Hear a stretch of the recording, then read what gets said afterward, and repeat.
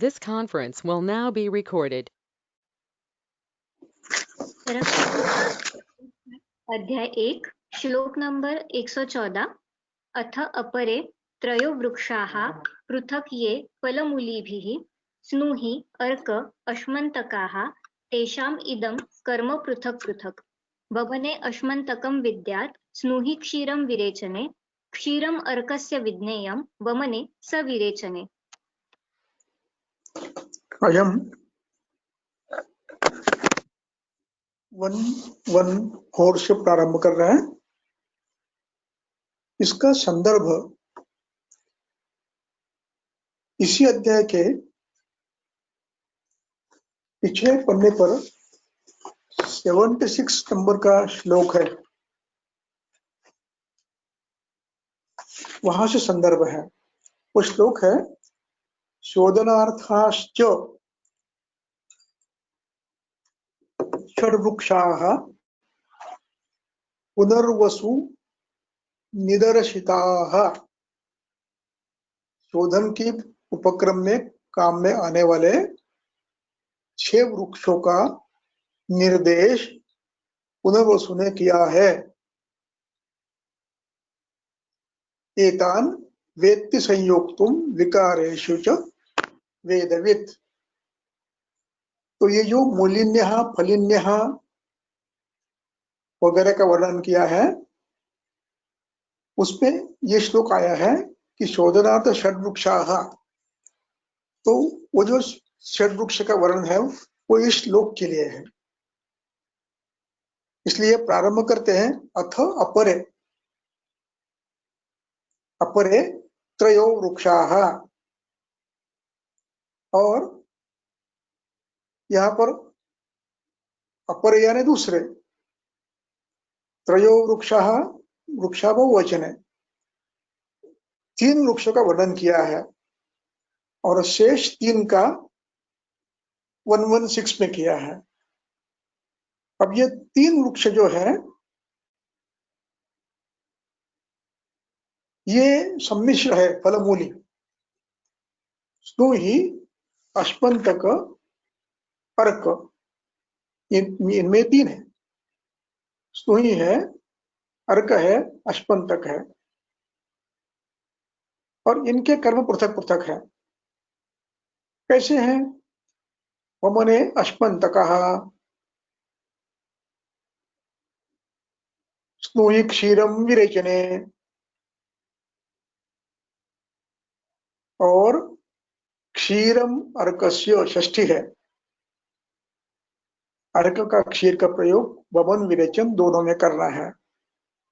इस प्रकार अपरे 6 में इसका 3 का वर्णन यहां कर दिया है। अब आगे पढ़ो।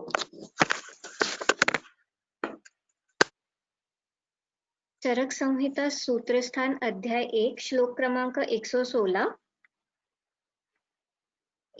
इमां स्त्रीन् अपरान् वृक्षान् आहुर्येषां हिताः त्वचः पुतिकाः कृष्णगन्धा च तिल्वकश्च तथा तरुः विरेचने प्रयोक्तव्याः पुतिकस्तिल्वकस्तथा। कृष्णगन्धा परिसर्पे शोथेषु अर्षः सूच उच्यते। दद्रु विद्रधि गण्डेषु कुष्ठेषु अपि अलजिषु च षड्वृक्षाः शोधनान् एतानपि विद्यात् विचक्षणाः इति उक्ताः फलमूलिन्याः स्नेहाश्च लवणानि च मूत्रं क्षीराणि वृक्षांश्च षडये दिष्ट पयः त्वचः। हाँ, अब यहाँ पर अन्य 3 का वर्णन कर रहे हैं। अन्य 3 कौन से हैं? इमान 3 त्रीन अपरान। अपरान बहुवचन है, द्वितीय बहुवचन है। इमाम ये, त्रीन वृक्षान आहु, आहु यह क्रियापद है। अब अगला जो शब्द है वो महत्व का है। एषाम षष्ठी है। हिताः त्वचः, इनकी त्वचा हितकर है।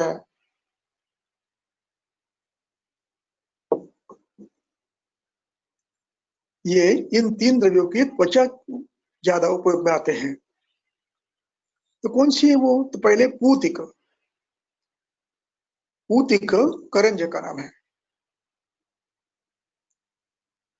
उसके बाद कृष्णगंधा, और उसके बाद तिलवकश्च तथा तरु। तिलवक यानी लोध्र,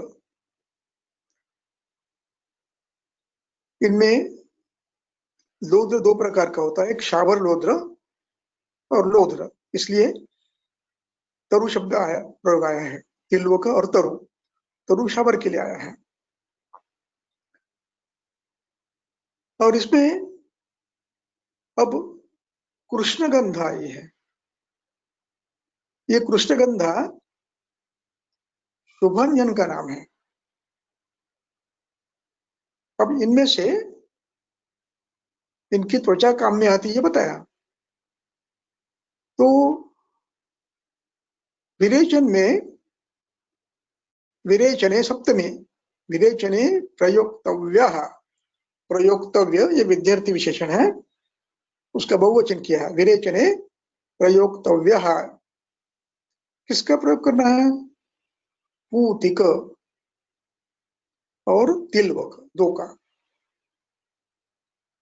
पूतिक और तिलवक, इनका विरेचन में प्रयोग करना है, इनकी त्वचा का प्रयोग विरेचन में करना है।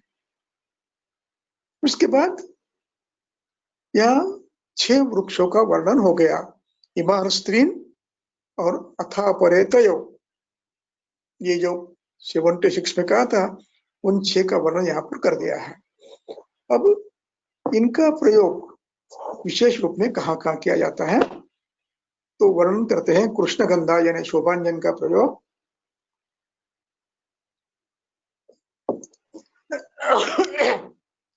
परिसर्पे, विसर्प में किया जाता है। विसर्प ये शोध का एक प्रकार है जो फैलने वाला होता है, उसके छोटे छोटे बड़े बड़े बंडल आते हैं, फैलते हैं। दूसरा शोथ, शोथ नाम के भी छोटे छोटे व्याधि है। ग्रंथकर्ता की शोथ की कल्पना बहुत ही स्पष्ट है। उसके उदाहरण के तौर पर मैं आपको बता दूं कि राजिका यानी घमोड़िया, ये भी शोथ है। उदर्द, ये भी शोथ है। गलेशुंडिका, ये भी शोथ है। यकृत शोथ, ये भी शोथ है। ये शोथ की कल्पना ऐसी भिन्न है, और जब हम इस ग्रंथ कल्पना को समझते नहीं, तब हमारी कल्पना बहुत मर्यादा में रहती है। शोथ यानी जो शीशे में आने वाला वही, या रीनल फेजर में आने वाला वही, या उदर में जो सर्वांग शोथ होता है वो नहीं, उसके परे है। तो इन सब में शोथेषु सप्तमी है। अर्शस्सु, ये भी सप्तमी है। शोथ में अर्श में च उच्यते, पुनरोसु कहते हैं अग्निवेश को कि ये शोथ में, अर्श में, विसर्प में भी उपयोग में आता है। इति अत्र ये उच्यते। इसके अतिरिक्त दद्रु एक कुष्ठ का प्रकार, विद्रधि, इसमें अभ्यंतर विद्रधि, बाह्य विद्रधि दोनों में इसका प्रयोग होता है। यदि ये कृष्णगंधा शोभांजन है, मैंने इसका राजागण निघंटु में देखा तो उसने शोभांजन कहा है। तो यदि ये शोभांजन है यानी शीघ्र है, तो ग्रंथकर्ता इस शोभांजन को विद्रधि में खाने पाने लेपने च, सर्वासु सर्वावस्थासु खाने पाने लेपने च, इसका प्रयोग बताते हैं। सिकुरु पत्थर का स्वरस, सिकुरु पत्थर का लेप, खानपान में सिकुरु, इस प्रकार इसका प्रयोग ग्रंथकार कहते हैं। और मैंने ये प्रयोग अभ्यंतर विद्रथी lung abscess, multiple lung abscess में किया है। शोधन देने के बाद इनका स्वरस देने से लाभ मिला है। लगभग 1.5 महीने में तीनों एब्सेस पूर्णतया ठीक हो गए विदाउट एनी एंटीबायोटिक। इस प्रकार ये इसका उपयोग होता है शुभांजन का। तो विद्रोधीषु च गंडेषु गलगंड, शोथ, ग्रंथि सबको गंड कहते हैं। कुष्ठ में भी, अब कुष्ठ में और अलर्जी में, अलर्जी विद्रोधी है, प्रमेह होता विद्रोधी है। अब इसमें ध्यान रखना है खास करके कुष्ठ में। इसका प्रयोग कुष्ठ में जब करना है शोधन के बाद करना है लेपन के लिए।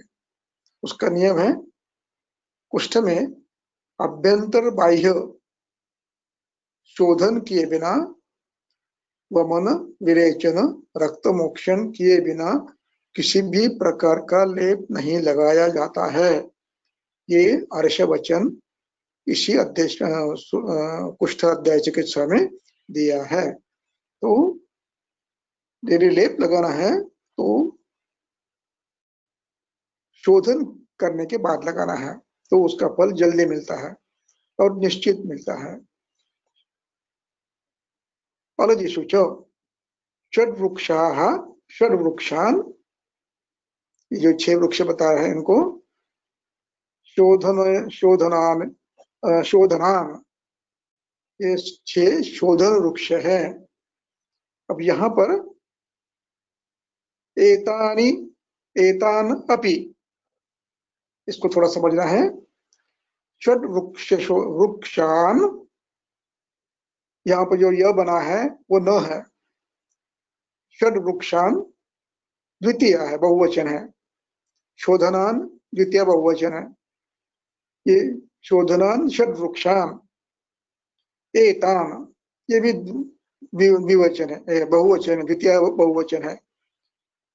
एतान शोधनान षड्वृक्षान अपि विद्या विचक्षण, विचक्षण व्यक्ति के लिए इनका प्रयोग भी आपको ध्यान में रखना है। अब यहाँ पर अपि शब्द आया है। अपि शब्द आने के कारण बताते हैं कि चक्रपा ने अपि इसलिए प्रयोग किया है, उसमें एक द्रव्य है जो कृष्णगंधा, जो शोधन नहीं है, इसलिए अपि कहा है। इमान षड्वृक्षान शोधनान अपि, यानी शोधनों के साथ इन 6 वृक्षों को आप समझिए। अब ये शोधन इस अर्थ में शोभांजन के लिए दोष क्षय कर इस अर्थ में और शोथ में और विद्रधि में काम में आता है। इससे पाक होने के बाद व्रण फटाफट शुद्ध होता है और जल्दी भर जाता है। ये तीक्ष्ण और विदाई है, व्रण रोपण है। विद्रोधी में खास करके इसका प्रयोग दिया है। तो विद्या विचक्षण, अब समारोप करते हैं इस सूत्रों का। इति उक्ताः, इस प्रकार हमने बताए हैं, पुनर्वसु ने बताया है और हमने भी बताया है। पुनर्वसु ने हमको बताया, हमने आपको बताया। उक्ताः, उक्त ये वच धातु का कबूधारी है, बहुत विशेषण है। इति उक्ताः फलमूलिन्यः, फलमूलिन्यः, फलिन्यः, मूलिन्यः च, उसके साथ स्नेहाश्च उक्ताः, लवणानि च उक्ताः, मूत्रं च उक्तं, लव क्षीराणि उक्तानि, वृक्षाश्च ये षट्, दिष्टाः, दिष्टः दिष्टपयस्त्वचः। और इस प्रकार मूत्र क्षीराणि वृक्षाश्च षड्ये दिष्टपय त्वचः। अब दिष्ट बताए हैं, और पयत त्वचा में अर्क क्षीर और त्वचा में इन सब का प्रयोग, ये इनका वर्णन यहाँ पर समाप्त हुआ। ये विषय द्रव्य व विज्ञान, यानी जिन्होंने इस ग्रंथ में इन्होंने जिन जिन द्रव्यों का अध्ययन और प्रत्यक्ष प्रयोग करके बताए हैं, उनका विवरण इस ग्रंथ में उन्होंने किया है। उसमें से कुछ अंश यहाँ पर स्वयं पुनर्वसुआत्रेय ने बताए हैं और वो अग्निवेश ने आपको बताए हैं। इसके बाद अधिकरण बदलता है। अब अधिकरण क्या है, बड़ा महत्व का है, पढ़ने के बाद बताता हूँ, पढ़ो। चरक संहिता सूत्रस्थान अध्याय 1 श्लोक नंबर 120। ओषधिर्नाम रूपाभ्याम जानते हि जपा वने अविपाश्च एव गोपाश्च ये च अन्ये वनवासिनाः न नामज्ञानमात्रेण रूपज्ञानेन वा पुनः ओषधीनां परां प्राप्तिं कश्चित् वेदितुम् अर्हति। योगवित् अपि रूपज्ञस्तासां तत्त्वविद् उच्यते। किं पुनर्यो विजानीयात् ओषधीः सर्वथाभिषक् योगमासां तु यो विद्यात् देशकालोपपादितां पुरुषं वीक्ष्य स ज्ञेयो भिषक् उत्तमः।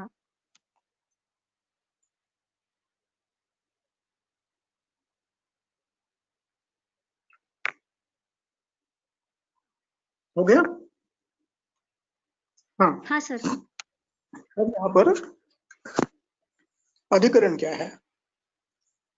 अधिकरण यह है कि हमने ये सब ज्ञान कैसे प्राप्त किया।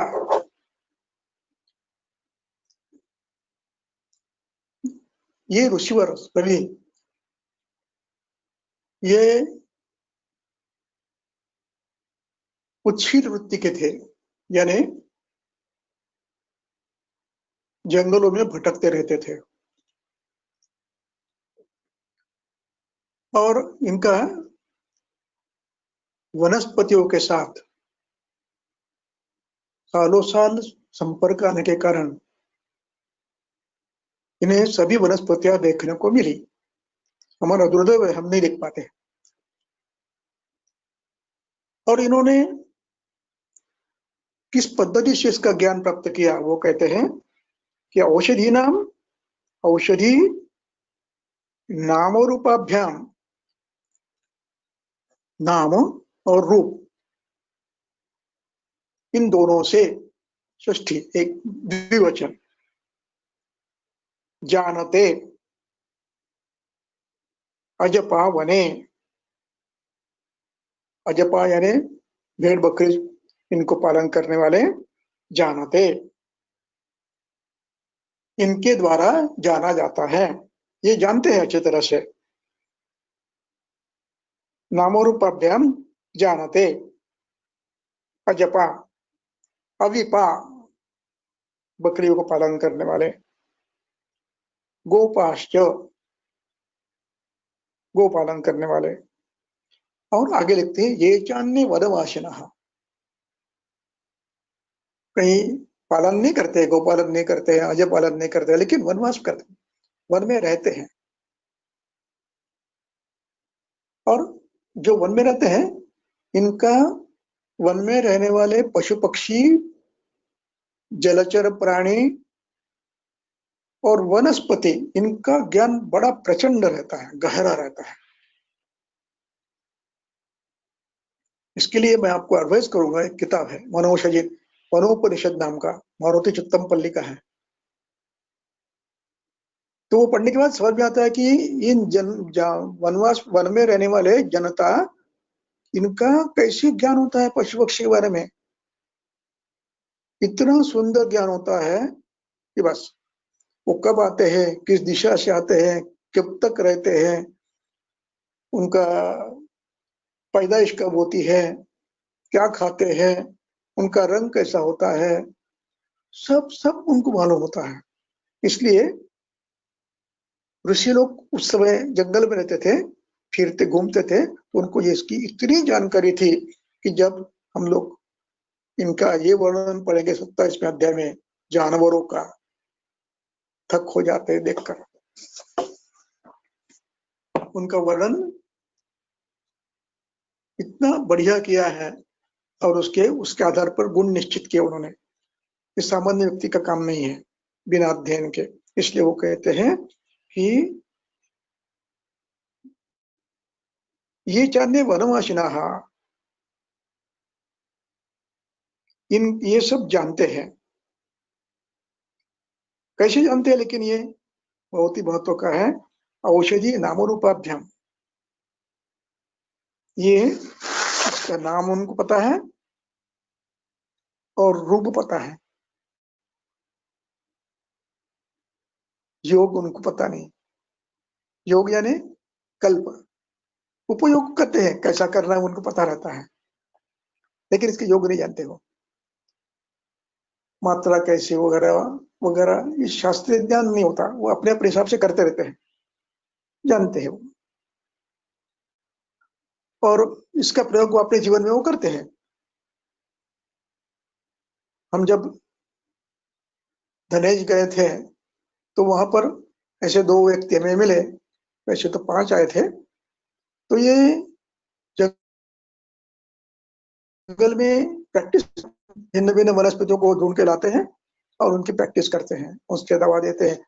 ज्ञान कोई भी नहीं, ना वैदिक का ज्ञान है, कुछ नहीं, लाक्षणिक चिकित्सा करते हैं। बहुत है ऐसे, महाराष्ट्र में भी है। तो इनके द्वारा ये ज्ञान मिलता है।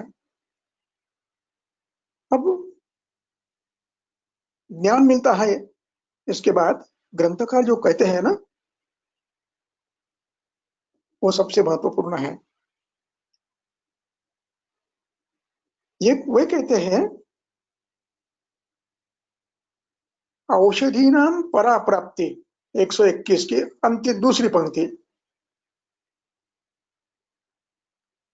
औषधि नाम पराम प्राप्तिम कंचित वेजुतुम अर्हते। उनको, ये जो वन में रहने वाले हैं, इनको औषधियों की परा प्राप्ति यानी सर्वोत्कृष्ट ज्ञान नहीं होता है, नाम रूप से होता है। कभी कभी प्रयोग भी जानते हैं, कैसे करना क्या करना। और पहली पंक्ति में इसका वर्णन करते हैं कि न नाम ज्ञान मात्रेण, केवल नाम का और रूप ज्ञानेन वा पुनः, नाम समझ गया, रूप समझ गया, औषधियों की परा प्राप्ति नहीं होती। इसका अर्थ यह है कि वैद्यों को रूप नाम का ज्ञान प्राप्त होने के बाद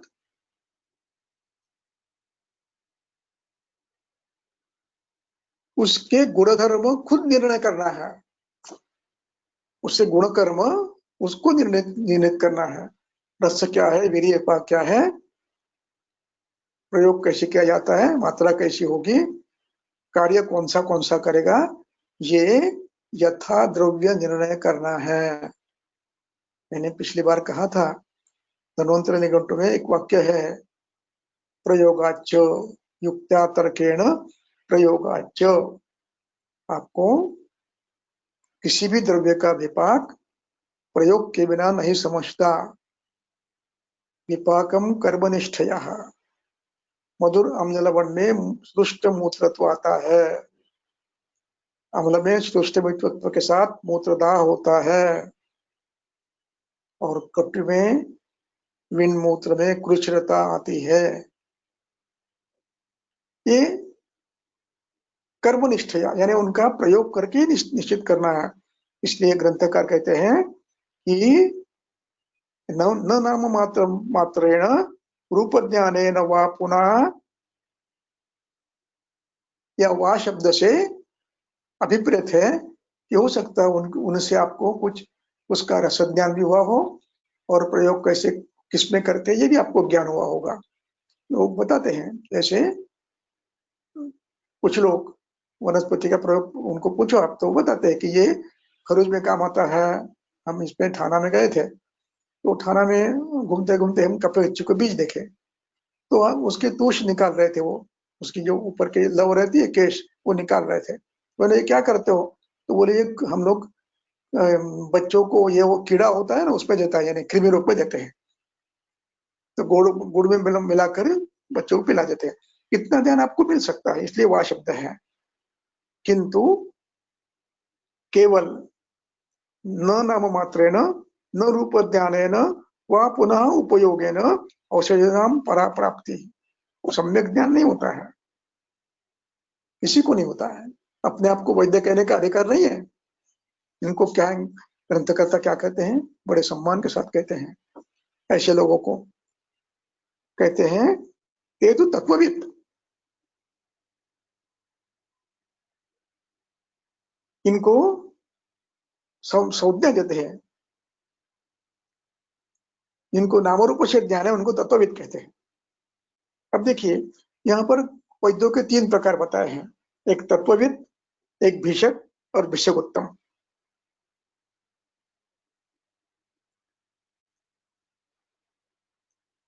अब जो योग जानते हैं, अभी योगविद है, अभी रूपज्ञ है, इनको रूप ज्ञान भी है, नाम भी पता है और योग भी जानते हैं, तो उनको तत्वविद कहते हैं।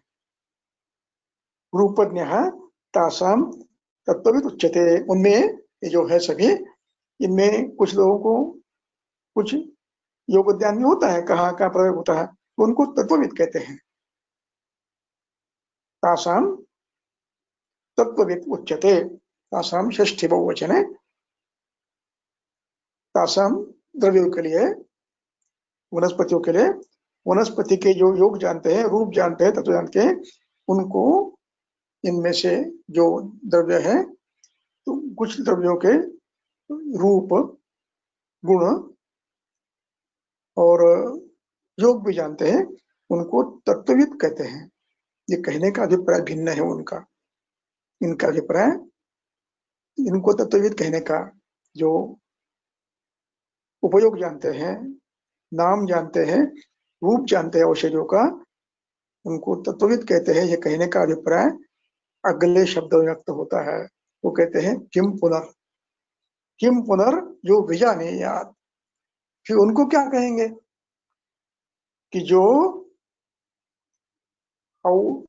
विजानीयात औषधि ही सर्वथा, जो लोग औषधियों को नाम से जानते, रूप से जानते, गुण कर्मों से भी जानते हैं और कल्प निर्माण भी जानते हैं, उनको क्या कहेंगे फिर? जिनको केवल उपयोग मालूम है, नाम मालूम है, रूप मालूम है, उनको तत्वविद कहते हैं। तो फिर जो लोग नाम, रूप, उनके योग, सर और रसगुण वीर्य विपाक सब जानते हैं, उनको भिषक कहते हैं। इसलिए उनको तत्वविद कहा। तत्वविद के आगे की श्रेणी है कि जो उनसे अधिक, यानी रसरूप, रस, वीर्य, विपाक, मात्रा आदि जानते हैं, उनको कहते हैं भिषक। और अंतिम जो है वो भिषकोत्तम है, तो हमारे लिए है। क्या कहते हैं देखो, योगम यो विद्यात, इनके योग इनको मालूम है एक भाग। दूसरा, योगम यो विद्यात, यो यानी जो, विद्यार्थी विद्यार्थ है, जानता है। विद्यात कैसे? देश काल उपपादितम, इनका प्रयोग प्रकृति, अग्नि, बल, देश, सात्म्य, काल, अवस्था, इनके साथ जो जानता है वो कैसे? पुरुषम पुरुषम वीक्ष, प्रत्येक रुग्ण के लिए उसका देश क्या है, औषधि का काल क्या है, और जिस समय दवा दे रहे हैं उसका काल क्या है, प्रकृति कैसी है, अग्नि कैसा है, दोष बल कैसा है, रुग्ण बल कैसा है, ये सब जानते हैं, उनको कहते हैं सहा ज्ञेयः भिषक् उत्तमः। ज्ञेय ये विद्यार्थ है, विशेषण है, ज्ञात से यह लगता है ज्ञेयः, उसको जानना चाहिए।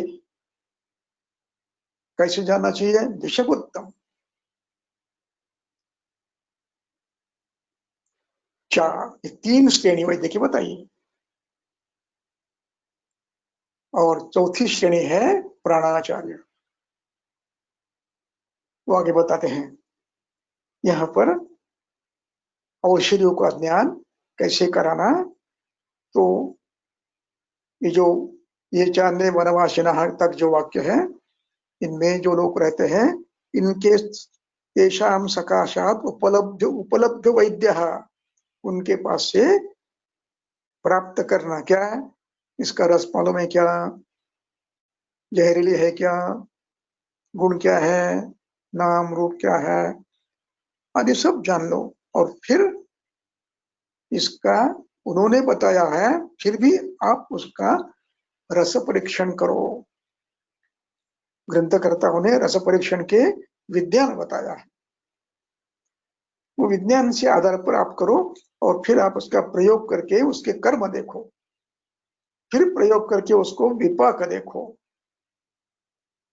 इस प्रकार प्रयोग से इनका निर्णय आप करो, ऐसा ग्रंथकार कहते हैं। इसका अभिप्राय समझ गया?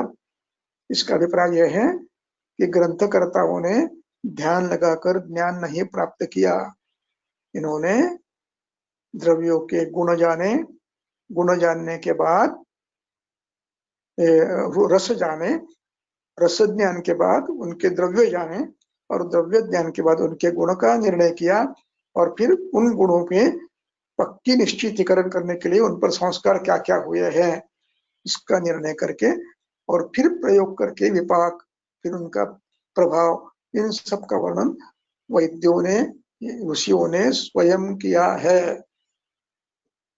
इसलिए कहते हैं, जो भी हम गुणकर्म बता रहे हैं, वो यश्चातो यथा द्रव्यम गुणकर्माणि वक्ष्यते।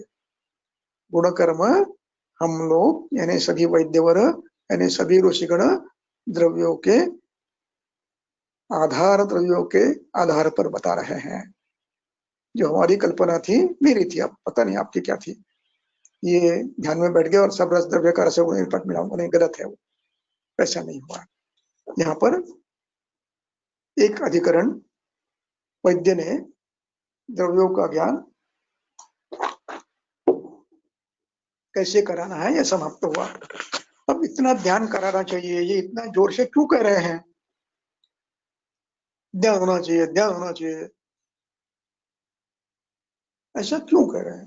सामान्य ज्ञान काफी नहीं है क्या? जैसे जंगल के लोग करते हैं, उतना काफी नहीं है? नहीं, ये काफी नहीं है। वो कैसे होना चाहिए? देश कालादि के साथ, अवस्था, अग्नि, रुग्ण बल, दोष बल, और इसके साथ किसका प्रयोग इस रुग्ण में कर सकते हो, ऐसे पुरुषम पुरुषम वीक्ष, यानी प्रत्येक रुग्ण देखकर कैसे कैसे प्रयोग करना, प्रति रुग्ण के लिए भिन्न भिन्न, ये जो जानते हैं वो भिषक उत्तम है। इसलिए नामरूप का ज्ञान मात्र है, और कहाँ किस व्याधि में उपयोग किया जाता है, इसको वैद्य नहीं कहते हैं। इसलिए ये जो ज्ञान दिया है, ये जो वर्णन किया है 3 टप्पे में, ये ज्ञान होना चाहिए, ये बताते हैं। क्यों बताते हैं, इसका वर्णन अगले 2 सूत्रों में करते हैं। पढ़ो, अगले 2 सूत्र पढ़ो। चरक संहिता सूत्रस्थान अध्याय 1 श्लोक नंबर 124। यथा विषम यथा शस्त्रम यथा अग्निः अशनिर्यथा तथा औषधम अविज्ञातम विज्ञातम अमृतम यथा औषधम हि अनभिज्ञातम नाम रूप गुणैः त्रिभिः विज्ञातम चापि दुर्युक्तम अनर्थाय उपपद्यते। अंतिम पंक्ति का अंतिम शब्द है। अनर्थाय उपपद्यते, अनर्थ बनता है, इसलिए ज्ञान चाहिए। यदि ज्ञान सम्यक नहीं हो तो अनर्थ होता है, इसलिए ज्ञान चाहिए। अब उसका स्पष्टीकरण कहते हैं। अनर्थ में अनर्थ कैसे होता है? जैसे यथा विषम, यथा शस्त्रम, यथा अश्नि, यथा अग्नि और यथा अश्नि, तथा, यथा आने के बाद तथा आना चाहिए। यथा विषम, यथा शास्त्रम, यथा अग्नि, यथा अश्नि, तथा औषधम अविज्ञातम। ये जैसे विष है वैसे ये अविज्ञात औषधि है। जैसे शस्त्र होता है वैसे ये अविज्ञात औषधि है। जैसे अग्नि होता है वैसे ये अविज्ञात औषधि है। और जैसे बिजली गिरती है वैसा ये औषध भी अविज्ञात औषध है। और आगे कहते हैं, हाँ विज्ञातम अमृतम यथा।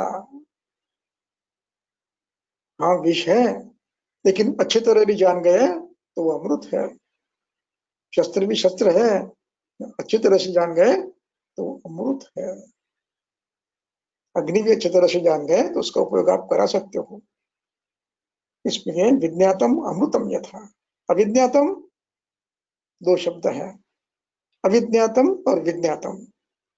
तथा औषधम में तथा अलग निकालना है, औषधम अलग निकालना है और अविज्ञातम अलग निकालना है। अविज्ञातम विषम यथा, अविज्ञातम शस्त्रम यथा, अविज्ञातम अग्नि यथा, विज्ञातम अमृतम यथा। यानी द्रव्य का यथोचित ज्ञान है तो अमृत है। आगे कहते हैं,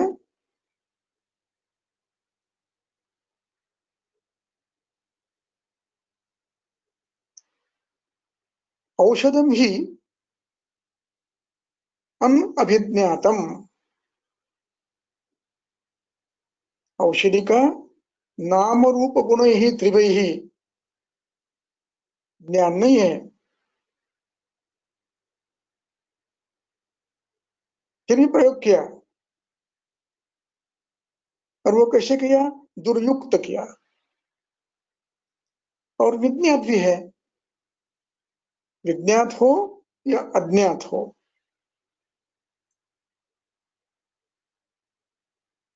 आपने उपयोग दुर्युक्त किया तो अनर्थाय उपपद्यते। ज्ञात होने के बाद भी और अज्ञात हो तो निश्चित ही अनर्थाय उपपद्यते। इसलिए ज्ञान आवश्यक है। अब इतना कहने से उनका समाधान नहीं हुआ, अधिक कुछ कहने की इच्छा पुनरुसु जी को हुई थी और उन्होंने आगे भी कहा। क्या कहा पढ़ो।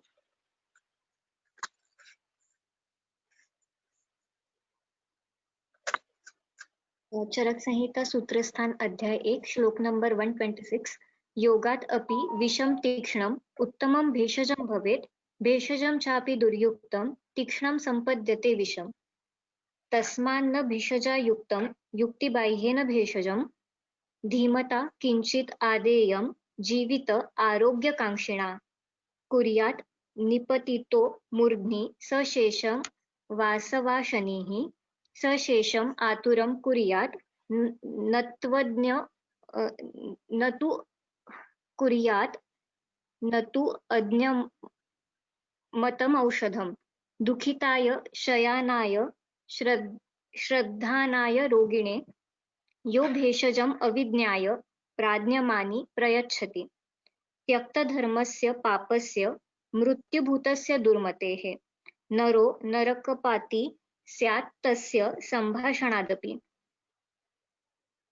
वरम आशीविष विषम क्वथितं ताम्रमेव वा पीतम अत्यग्निसंतप्ता भक्षिता वा अपि यो गुणाः न तु श्रुतवतां वेषं बिभ्रता शरणागतात् गृहीतम् अन्नं पानं वा वित्तं वा रोगपीडितात् भिषक् बुभुर्षुः मतिमानताः स्वगुणसम्पदि परं प्रयत्नम् आतिष्ठेत् प्राणदाः स्यात् यथा नृणाम्।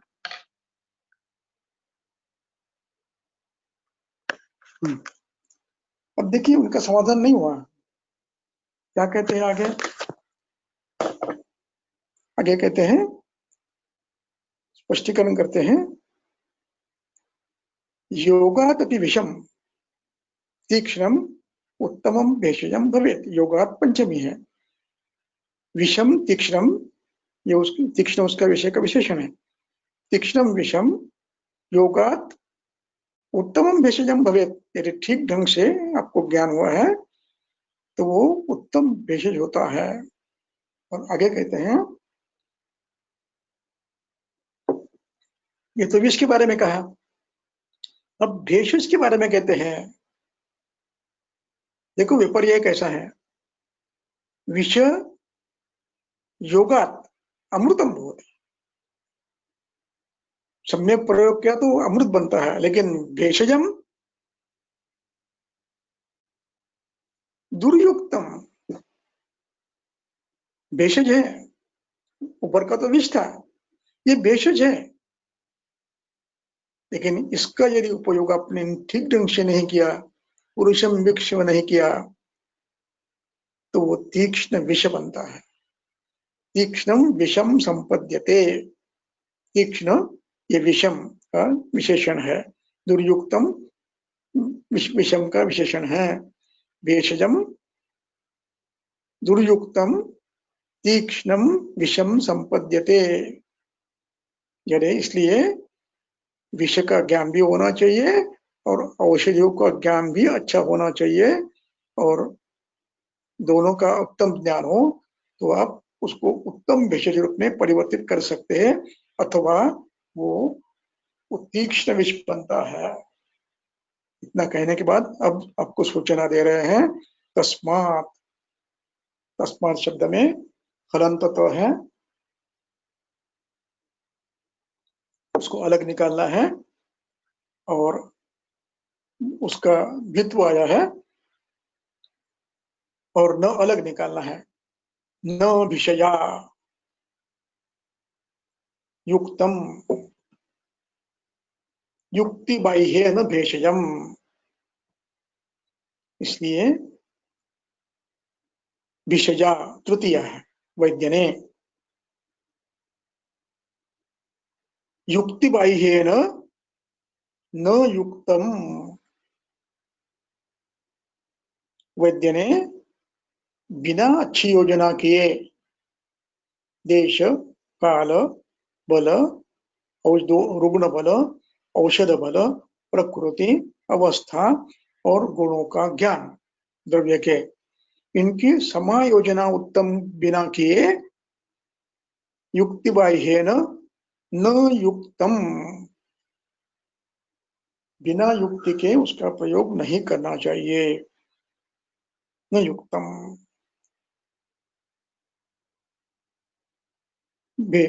अब क्या करना फिर, ये जो विषया है उसके लिए एक धीमता शब्द का प्रयोग किया है, बुद्धिमंत विषया, तृतीया, दोनों की तृतीया है। बुद्धिमंत विषजने तस्मात् न आदेयम किंचित, तस्मात् शब्द ऊपर का लिया है, वहां पर न आया है, नो यहां पर लगाया है। धीमता विषया, धीमता बुद्धिमान वैद्य ने, इसलिए न देयम किंचित, देना नहीं चाहिए। कैसा नहीं देना चाहिए, युक्ति बाह्य न युक्तम, योजना के बिना औषध नहीं देना चाहिए। किस वैद्य ने, जीवितारोग्य कांक्षिणा धीमता,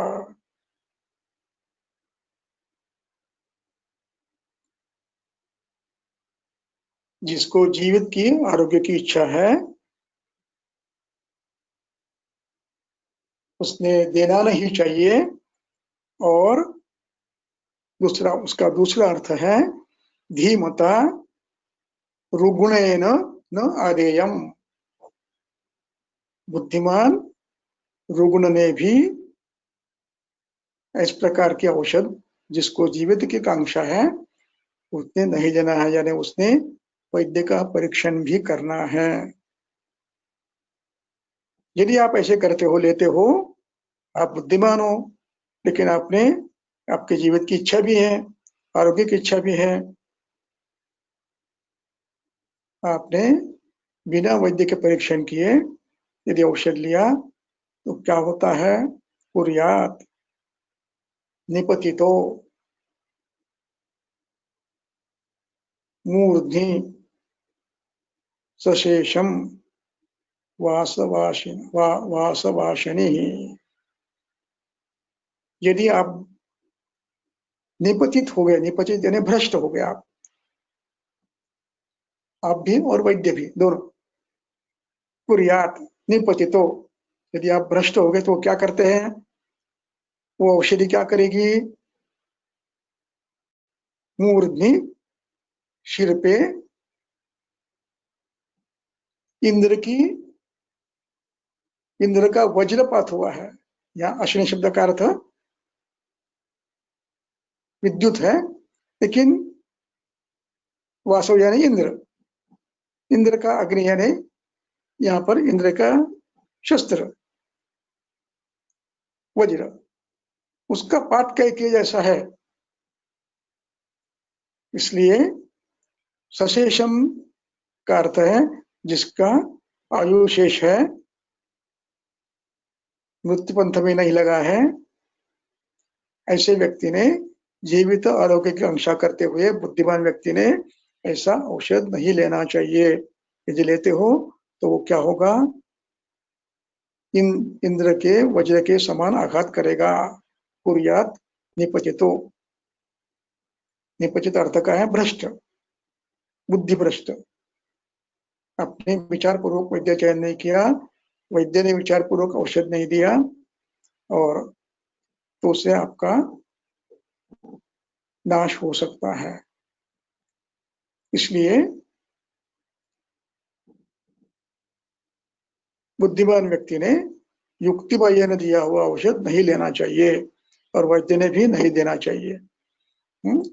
अब अगली पंक्ति, सशेषम आतुरम कुर्यात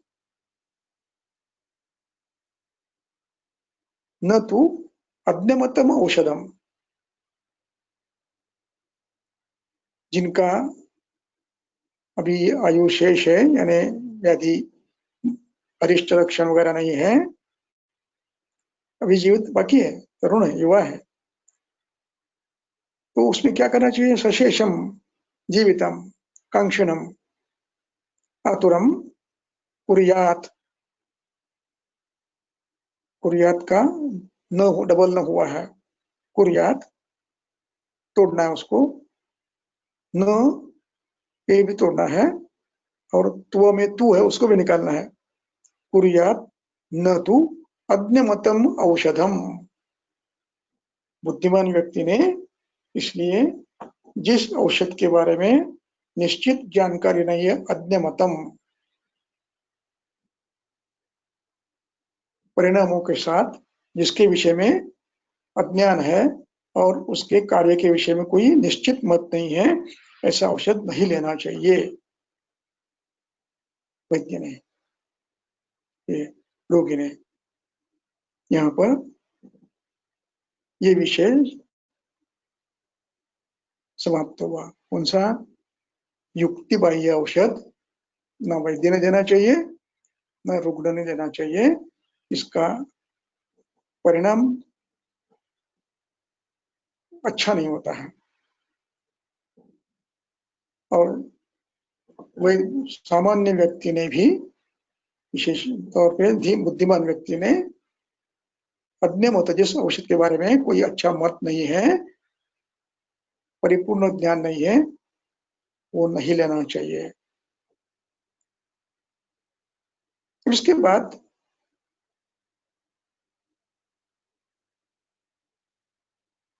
इस सूत्र संग्रह का अधिकरण थोड़ा बदलता है। अब देखिए, उसमें 129 की अंतिम पंक्ति पहले पढ़ता हूं मैं। यो प्राज्ञमानी, प्राज्ञमानी यह करता है, वैद्य अपने आप को बुद्धिमान समझता है, वैद्य समझता है। भेषजम ये कर्म है द्वितीय।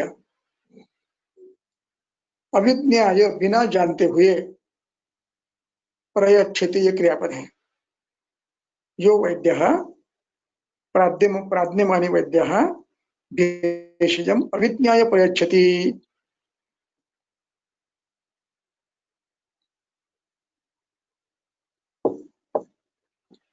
उस विषय में वो क्या कहते हैं आगे? जो वैद्य अपने आप को वैद्य तो मानता है, प्राज्ञ भी मानता है, लेकिन औषधों के उसको जानकारी पूरी नहीं है। इस विषय में, इस वैद्य के विषय में ग्रंथकार क्या कहते हैं? ग्रंथकार जो कहते हैं उसके लिए 130 की दूसरी पंक्ति पहले पढ़ेंगे और फिर पहली पढ़ेंगे। तस्य संभाषणादपि, उसका संभाषण भी नहीं सुनना है, उससे संभाषण से भी नरो नरकपाति स्यात्, उसका संभाषण सुनने से भी सुनने वाले को नरक यातना होती है। अर्थ समझ लो इसका, नरक यातना का अर्थ वो नहीं सुनना भी नहीं, इतना वो गंदा है, इतना वो पापी है, इसका सहवास क्या, बात भी नहीं सुननी चाहिए उसकी।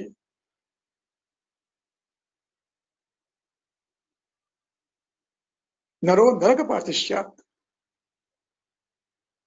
इसलिए उसका संभाषण भी नहीं करना चाहिए। अपि संभाषणादपि, केवल संभाषण से, तो अन्य क्रिया करने से क्या होगा? फिर उससे धन लिया, धान्य लिया और कुछ व्यवहार किया तो क्या होगा? यह अपि से अर्थापत्ति है। केवल बात करने से ये पाप होता है, तो अन्य चीजें करने से क्या होगा?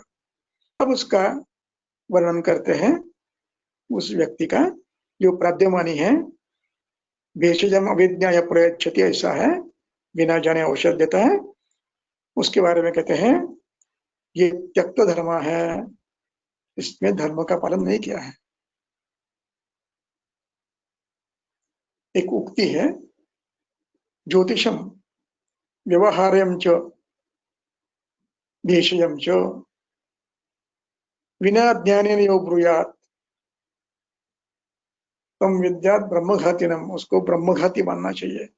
जो ज्योतिष शास्त्र, व्यवहार शास्त्र और भेषज शास्त्र बिना अध्ययन के बताता है, वो ब्रह्मघाती है। इसलिए त्यक्त धर्मस्य पापस्य, ये स्वयं पाप है, वो मृत्युभूतस्य, वो स्वयं मृत्यु के रूप में आया है, और दुर्मति तो है ही।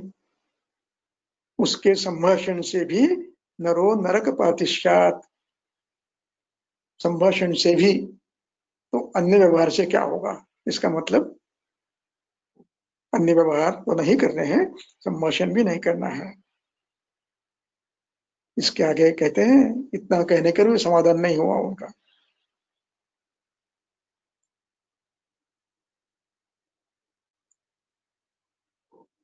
वरम आशिविषम विषम क्वचितम व ताम्रमेव व पीतम,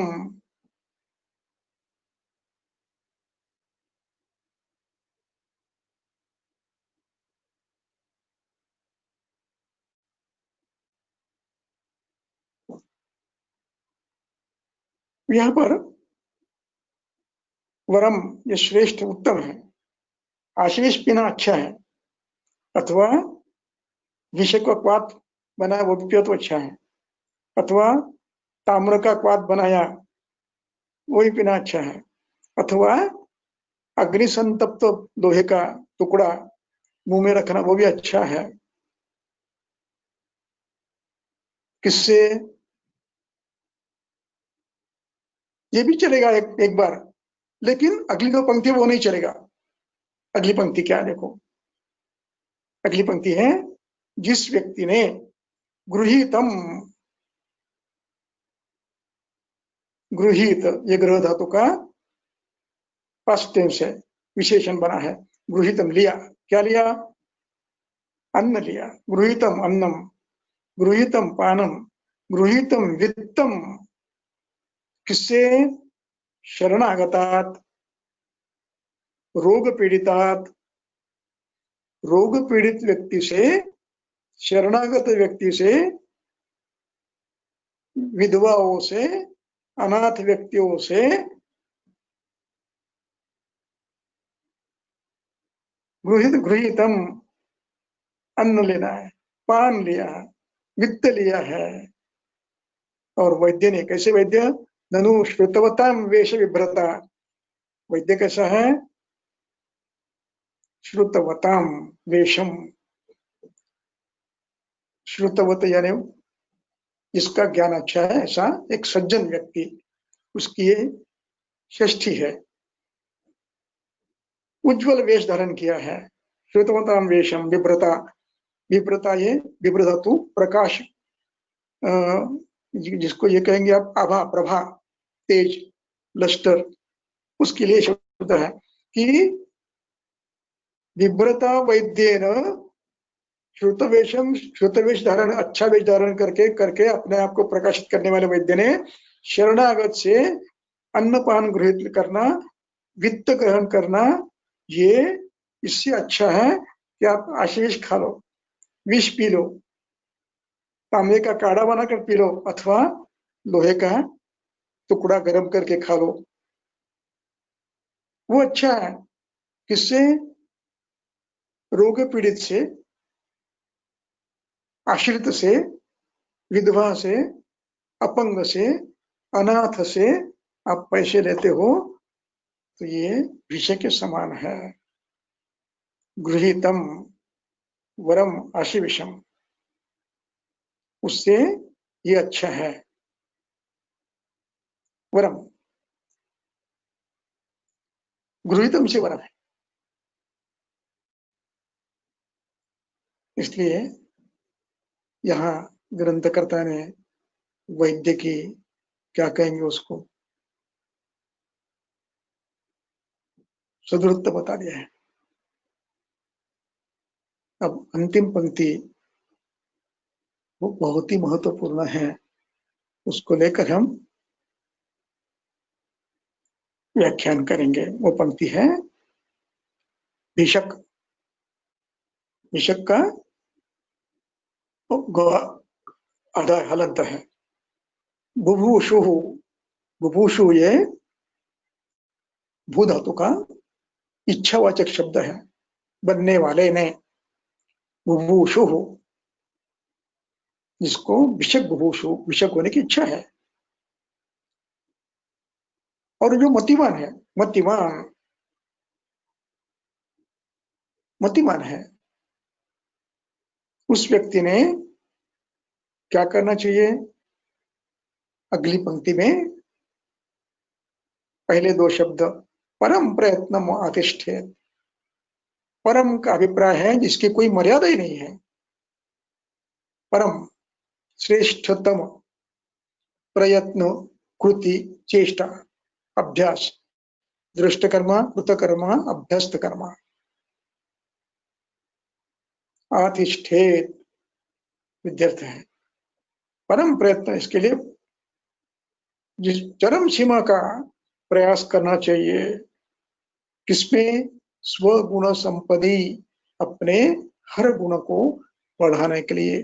देश ज्ञान हो, काल ज्ञान हो, अवस्था ज्ञान हो, रुगुण ज्ञान हो, संप्रप्ति ज्ञान हो, दोष ज्ञान हो, अग्नि ज्ञान हो, मात्रा ज्ञान हो, कृतकर्मा हो, दुष्टकर्मा हो, अभ्यस्त कर्मा हो, ये सब ज्ञान प्राप्त करने में परम प्रयत्न आतिष्ठेत, जिसकी सीमा नहीं, इतना प्रयत्न करना है। और कैसे करना है प्रयत्न? कि जिस प्रयत्न से आप प्राणदास्यात् यथानुनाम, आप प्राणाचार्य हो सकते हो। ऐसी मेहनत नहीं करना जिससे मेहनत कर रहे हैं लेकिन प्राणाचार्य नहीं बन रहे। यथा खरस चंदन भैरव है नहीं, प्रत्यक्ष प्रयोग, अनुभव, दृष्टकर्म, कृतकर्म, अभ्यस्त कर्म होकर प्राणाचार्य बनना है। देश काल आदि का ज्ञान है, औषधि का ज्ञान है, मात्रा का ज्ञान है, कल्प का ज्ञान है, सब कुछ है, अरिष्ट का ज्ञान है। और इतना होने के बाद वो व्यक्ति निश्चित रूप से पुरुषम पिरुषम वीक्ष देश कालोपादितम योग दे सकता है और वो प्राणाचार्य बन सकता है। इसलिए परम प्रयत्नमातिष्ठेत भिषक स्वगुण संपत्ति, इसमें एक शब्द रहा है अतः। अतः का शब्द है इसलिए, क्यों? योगात् विषम भवति अमृतम भेषजमपि दुर्युक्तम तीक्ष्णम विषम भवति। युक्तिवाजेन यदि करते हो तो जीवित नाश होता है। इसलिए, और आगे का जो वर्णन है तो आपने सुन लिया है कि श्रद्धान, आपके पर श्रद्धा है, श्रद्धा के साथ आपके पास आया है, अनाथ है, शरणागत है, तो उनसे आप अर्थ प्राप्ति की अपेक्षा नहीं रखोगे। उससे अच्छा है कि आप आशीष खा लो। इस प्रकार का वैद्य आपको बनना है। इसलिए परम प्रयत्न अतिष्ठित स्वगुण संपत्ति में ये भाव भी अभिप्रेत है कि आप में व्यक्ति स्वभाव में ये भी भाव आना चाहिए, अनुकंपा, भूतानुकंपा, ये भी आनी चाहिए। मैंने ऐसे वैद्य देखे हैं जो रुग्णों को ये कहते हैं, पैसे नहीं लाए हो तो सामान रख के जाओ, घर जाके पैसे ले आओ। देखे हैं मैंने। इसलिए ये नहीं करना चाहिए। तो प्राणदास यथा नुणाम, इसलिए स्वगुण संपत्ति में जो प्रयत्न करना है, इनमें औषधि ज्ञान, योगों का ज्ञान, कल्पों का ज्ञान, शरीर का ज्ञान, संप्राप्ति का ज्ञान, देश काल आदि का ज्ञान, ये और मात्रा का ज्ञान और व्यवहार का ज्ञान, प्रत्यक्ष कर्मों का अनुभव, इन सब के साथ समाज में बर्ताव कैसा हो हमारा, इसके लिए भी आपको प्रयास करना है। परम प्रयत्न में वो भी अपेक्षित है। यहाँ पर समाप्त करेंगे। अगला विषय। धन्यवाद सर। सर कुछ क्वेश्चंस हैं, तो क्या हम आज वो पूछेंगे या अगले लेक्चर में पूछना है? हेलो। हाँ हाँ सर, कई सर, एक वाला क्वेश्चंस कहा? हैं कुछ। हो सर, यस सर। हाँ बोला ना। सर ऐसे पूछा गया है कि अर्क क्षीर का जो वर्णन किया है तो उसमें वमन कर्म भी उससे होता है और विरेचन भी होता है, तो ये दोनों कर्म दोनों। कैसे वो कर सकते? हाँ, तो उसमें युक्ति युक्त करना है। जैसे कुछ अवस्था ऐसी होती है कि जिनको आपको दोनों देते हैं। जैसे कृमि में आपको दोनों साथ में देने पड़ते हैं, वमन और विरेचन में। एक ही दिन में आपको वमन भी करना है, विरेचन भी करना है। ऐसी अवस्था कुछ होती है। एक दूसरा कि जहां पर श्लेष पर प्रभुत है, उत्क्लेश है, वहां पर आप स्वेदन के बाद उत्क्लेशावस्था है, वहां पर अर्क का प्रयोग नहीं करेंगे, वहां पर आप लवणोदक का प्रयोग करेंगे। और जहां पर आपको दोषों को निकालना है बलात्, वहां पर अर्क का थोड़ी मात्रा में प्रयोग करेंगे। और विरेचन के लिए जब देना है तब आप ये देखेंगे कि श्लेष्मा उत्कृष्ट नहीं है, मैं इसलिए कह रहा हूं कि एक ही द्रव्य अवस्था विशेष से काम बदलता है। जैसे तीव्रत विरेचन है, यदि आप श्लेष्मा उत्कृष्ट अवस्था में तीव्रत देते हो तो वमन करता है, और यदि आप श्लेष्म क्षय अवस्था में देते हो तो विरेचन करता है। इसलिए वैद्य को ये देखना है कि अर्क क्षीर का यदि आपको विरेचन के लिए प्रयोग करना है तो ये ध्यान रखो कि आपने श्लेष्माक्षय कर लिया है। यदि आपने श्लेष्माक्षय कर लिया है तो वमन नहीं होगा, और यदि श्लेष्मा उत्कृष्ट है और आपने विरेचन के दवा दिया तो वमन भी होगा और विरेचन भी हो सकता है। इसलिए चिकित्सक ने निर्णय लेना है। कई बार आपको कृमि जैसी व्याधि में दोनों एक साथ करने पड़ते हैं, तो उसमें आप योग्य मात्रा में प्रयोग कर सकते हो। बाल्यावस्था में नहीं करना, क्षीण व्यक्ति में नहीं करना, दुर्बल व्यक्ति में नहीं करना, धीरों में, वृद्ध में नहीं करना। अच्छे बलवान व्यक्ति में आप प्रयोग करने में आपत्ति नहीं है। चलो दूसरा। सर, जो तारुण्य पिटिका होती है जिसे एक्ने कहा जाता है, तो क्या उसे कुष्ठ का ही प्रकार समझना चाहिए क्या? और इसमें भी लेपन करने आवश्यक नहीं है, वो संतर्पणजन्य शोथ है। और शोधन की आवश्यकता है। यदि हेतु बलवान है तो शोधन करना है। यदि दिवास्वाप है, अव्यायाम है, चेष्टा द्वेष है और मांसाशन है, महिष दुग्ध लेते हैं तो वमन करना आवश्यक है।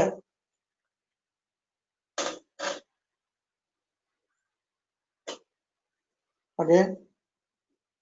सर, ये क्वेश्चन है कि कृमि में अगर हमें वमन और विरेचन दोनों कर्म देना है तो क्या हम वो एक ही दिन दे सकते हैं क्या? मतलब स्नेहपान कराने के बाद।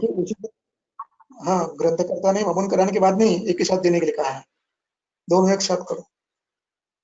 जब कृमि देखेंगे ना तब उसमें विस्तार से बताएंगे। हाँ सर, बस इतने ही क्वेश्चंस थे सर, तो हम यही रुकते हैं आज।